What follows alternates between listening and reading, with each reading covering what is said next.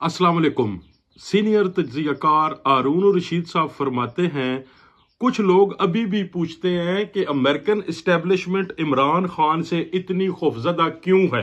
ये सवाल सुनकर मुझे अपने पाकिस्तानी लोगों की मालूमात पर हैरत होती है कि इस ला इल्म कौम को इतना भी इल्म नहीं कि इमरान खान के दौर में पाकिस्तान की 75 साल तारीख में पहली बार छठी क्लास से लेकर 12वीं क्लास तक के हर बच्चे के लिए कुरान पाक बमा तर्जमा और सीरतुल नबी की तालीम शुरू की गई। मुल्क के करोड़ों बच्चे कुरान पाक तर्जमा के साथ पढ़ते थे।